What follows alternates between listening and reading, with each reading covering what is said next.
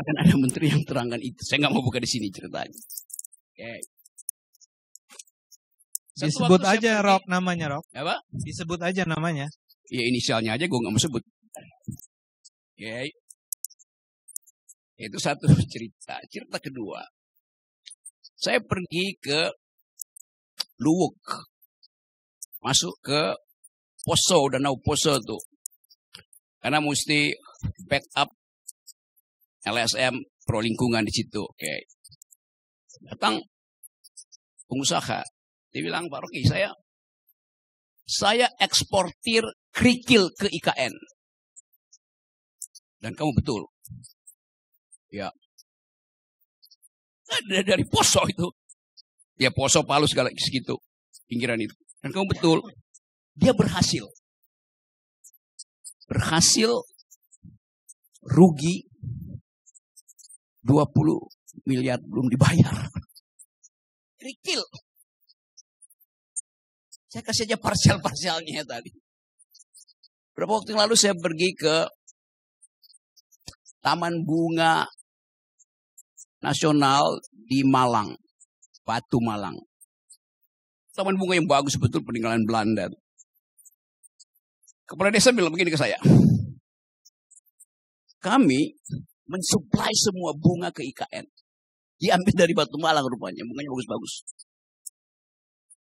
Terus apa masalahnya Pak? Sampai sekarang kami nggak dibayar.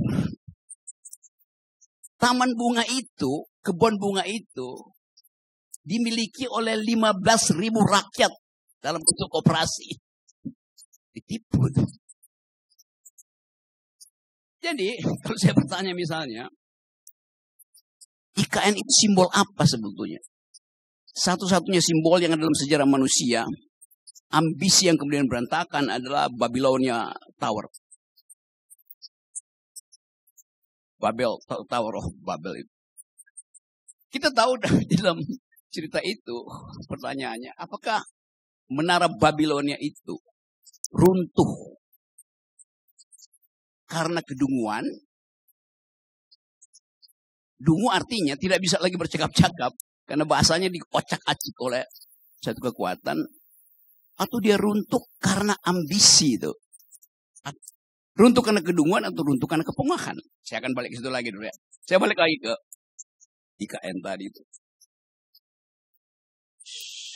Kenapa dari awal saya nggak percaya pada IKN? Karena kalian percayanya lain dengan cara Jokowi memandang IKN. Andrinov menerangkan bahwa demi rasionalitas spasial mesti ada IKN. Oh ya, bagus. Ade Armando terangkan dengan versi yang lain. Untuk keadilan, jangan Jawa aja. Tapi Jokowi nggak lihat itu sebagai alasan dia. Dia lihat itu adalah menara Babel buat dia. Jadi Anda dikacaukan bahasanya oleh seseorang yang punya inspirasi tentang Babel, tentang IKN itu. Ya lanjut lagi ya cerita-cerita itu. Satu waktu saya tanya pada Pak JK itu, Pak JK, gimana ceritanya sih kok ada IKN? Kata Pak JK, dukun aja nggak bisa jawab. Hanya Pak JK, karena JK udah pernah ngomong ke saya. Satu waktu saya bercakap-cakap lagi dengan Sultan Hamengkubuwono yang kemudian pakai baju menolak bala. Dia nggak ngerti apa yang ada di situ selain cerita mistik. Jadi yang Anda sebut rasional itu bagi Jokowi bukan itu yang dia maksud. Artinya dia menunggangi kedunguan kalian. Ya ini begitu jadinya kan. Saya lanjutkan lagi, kenapa saya nggak percaya ya? Mulai dari soal mobil SMK itu. Ngapain? Lu tahu satu peristiwa yang dia udah bohong, lu masih terima lagi bohong lebih gede kan? Soal IKN coba. Sebelum soal SMK itu ada soal pemindahan waktu Pak Jokowi masih wali kota yang terus-menerus didampingi oleh Andrinov. Pemindahan pasar itu. Saya cerita lagi nih anak nih ngoceh-ngoceh sini. Atau waktu saya kasih kuliah di di UNS 11 Maret. Saya lagi kasih kuliah, tiba-tiba masuk notes kecil. Bung, pakai Bung. Setelah kasih kuliah kita mau ngobrol ya. Itu Jokowi masih wali kota loh itu. Oke. Saya kasih kuliah, saya tanya mana yang mau ngomong. Mau bicara apa? Metodologi, teori? Bukan, kami bukan dosen. Saya pikir dosen. Ternyata beberapa pemuda itu diutus oleh seseorang, saya lupa namanya. Yang adalah tokoh PKI, ketua pemuda rakyat pada waktu itu, anggota komite sentral PKI, masih hidup waktu itu, namanya apa namanya? Pak Karni tahu ya? Rewang. Nah, ini gua cerita soal Rewang nih. Rewang masih hidup waktu itu, dia mau ketemu saya. Tiba-tiba dia sakit, dia utus anak buahnya, muridnya tuh. Jadi kenapa begini, Pak Rewang mau cerita. Gini Bang Rocky, jangan pernah percaya pada Jokowi. Ya. Dia masih hidup waktu itu, kemudian beberapa bulan kemudian dia meninggal tuh Pak Rewang. Karena saya ini pemimpin rakyat. Saya tahu watak rakyat, bahkan rakyat Solo. Rewang yang adalah pemimpin rakyat, bahkan mengatakan Jokowi itu pembohong. Dia bukan rakyat. Kenapa? Jokowi pastikan bahwa pasar itu akan pindah.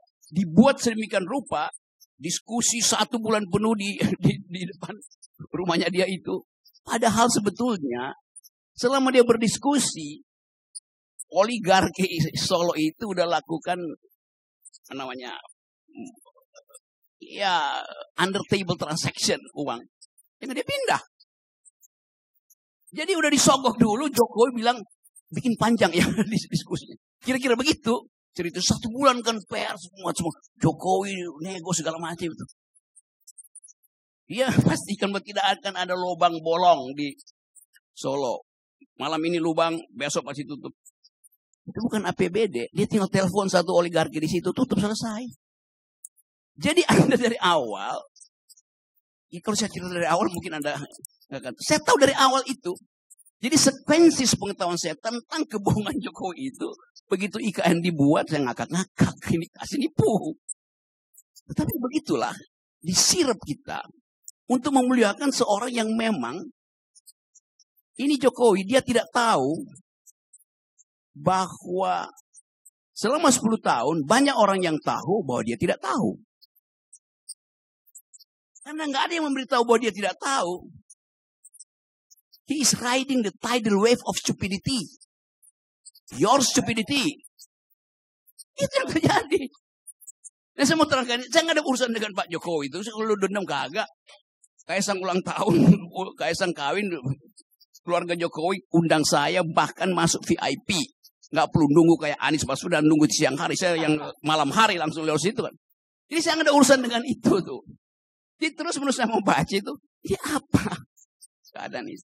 Jadi kalau sekarang, ya memang yang kita mau bicara ini mau diapain tuh. Kalau soal kebohongan itu berseri kebohongannya. Apa yang baik dilakukan di situ? Bagus tadi usulan Dedi. Supaya dia konsisten, tulis surat pada Pak Prabowo. Saya minta dengan sangat Pak Prabowo, tolonglah ada satu kamar khusus yang dibuat di situ. Walaupun anggarannya mungkin cuma 10 miliar atau 100 juta. Untuk anak saya, supaya dia bisa menikmati legasi yang saya bayangkan itu. Apa yang bisa dilakukan oleh Gibran di situ? Jadikan istana itu sebagai tempat pangkalan LPG 3 kilogram. Dijaga langsung oleh Gibran. Masalahnya Bung Rocky, kebanyakan kabupaten kota di sana tidak termasuk daerah konversi. Jadi malah mereka nggak nikmati tuh walaupun dari sana gasnya. Kita ingin supaya Prabowo bikin kepres yang khusus untuk menyenangkan Jokowi. Yunto anaknya itu. Kenapa begitu? Pak Gibran sendiri bilang ada masalah lapor wapres. Kan udah ada kota besar lapor wapres. Jadi coba kita lengkapkan kedunguan ini. Waktu saya ngobrol dengan seorang menteri yang bertanggung jawab terhadap IKN. Dia bilang begini, Rok, ini Jokowi